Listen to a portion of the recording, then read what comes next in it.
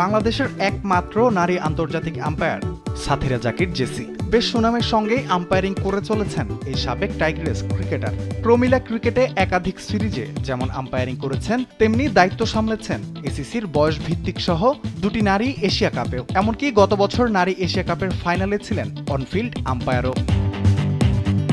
অভিজ্ঞ জেসির অপেক্ষা ছিল আইসিসির মেগা আসরে আম্পায়ার হিসেবে মাঠে নামার। এবার পূরণ হচ্ছে সেই স্বপ্ন।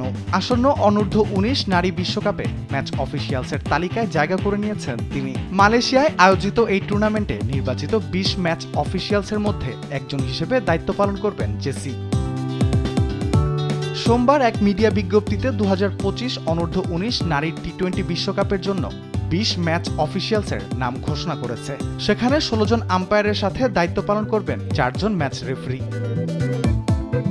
আম্পায়ারদের মধ্যে সর্বোচ্চ ২ জন করে আছেন ভারত, ওয়েস্ট ইন্ডিজ ও নেদারল্যান্ডস থেকে। বাংলাদেশের মতো অস্ট্রেলিয়া, পাকিস্তান, সাউথ আফ্রিকা, যুক্তরাষ্ট্র, জিম্বাবুয়ে, ওমান, আয়ারল্যান্ড ও শ্রীলঙ্কা থেকে একজন করে আম্পায়ার দায়িত্ব পালন করবেন। এছাড়া ৪ দেশ থেকে থাকবেন ৪ জন ম্যাচ রেফারি।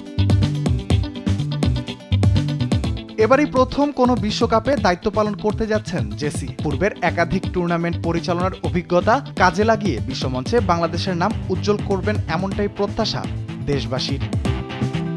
রাফিউল ইসলাম রাতুল, স্পোর্টস ডেস্ক, দেশ টিভি।